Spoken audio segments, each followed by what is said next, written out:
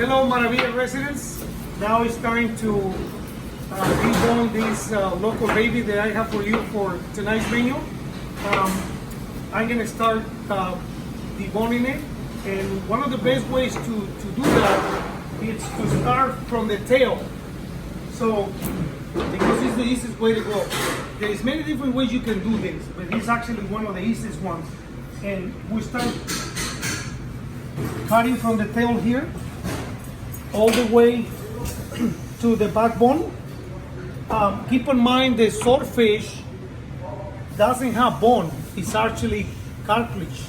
So that's what makes this fish so fast to swim and so flexible in the water, because it has no bone, it has cartilage.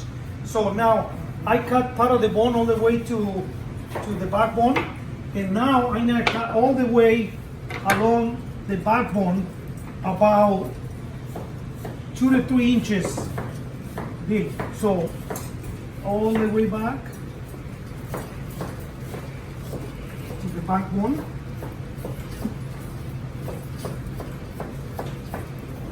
Now I'm gonna make a cut right here on the gills to separate the body from the head.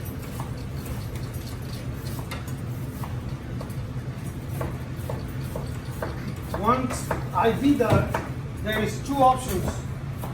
You can take off the whole one side of the fish at one time, or you can actually cut it in smaller pieces. Like in this case, I'm gonna do 4 different cuts.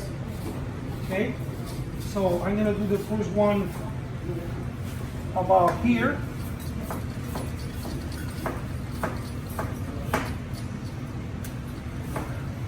And now I go back to the backbone.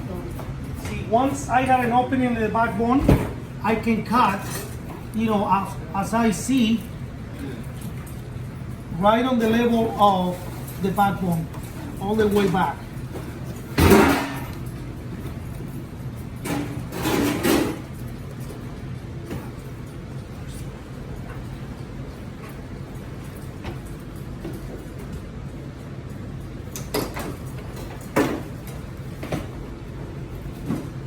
Now I have the first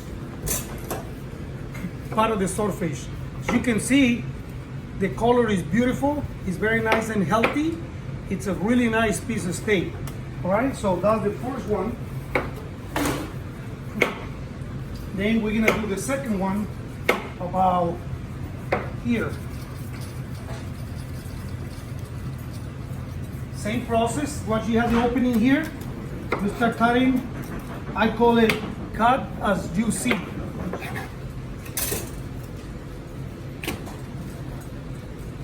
So I gotta go carefully all the way to the other side of the belly to make sure I get all the meat possible off the bone.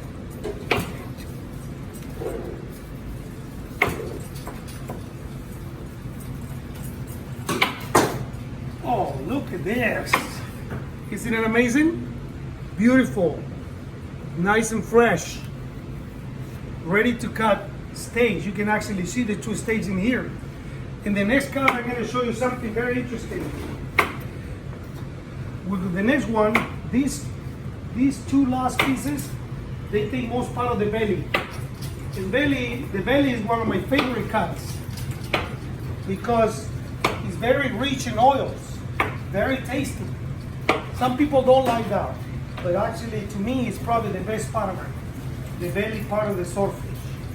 But I'm going to show you in just a few seconds.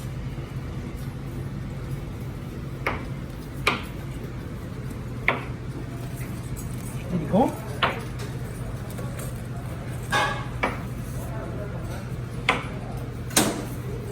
Now, on this part of the swordfish, I'm going to show you what I was talking about.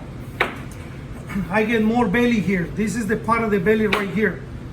This is an unbelievable piece of meat. You can actually do things like simple stuff like tacos. You can do tempura tacos with this part right here. Oh, with some chipotle aioli. and cabbage and stuff like that. It is amazing. Isn't it beautiful? And we'll do the last cut here.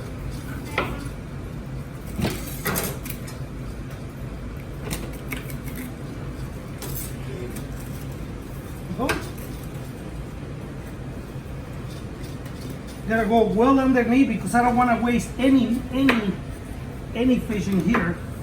That's why you gotta cut the best you can towards the backbone. There you go. Oh, it's talking about belly. You get a lot more belly on this one. Like I mentioned earlier, this is a 150-pound swordfish. It's about 11 feet long. It's a small fish. Swordfish is usually a lot bigger than that. And look, this beautiful, nice piece of swordfish I have right here. This one right here is probably about 25 pounds. So I got total meat just on one side of the fish around probably 60 pounds. One of the best things I like about swordfish, it looks huge. It looks like it has a lot of bone, but actually it doesn't. This part of the bone right here, this is all it has, right here. This is it. The tail and probably the head is the heaviest part. So the eel on this and the whole swordfish, I would say is around 70%, which is, you know, really nice. All right, so I'm gonna do the other side soon. You see this is gonna be the same process as I did one side, right? I really hope you enjoy this video. We'll see you soon. Thank you.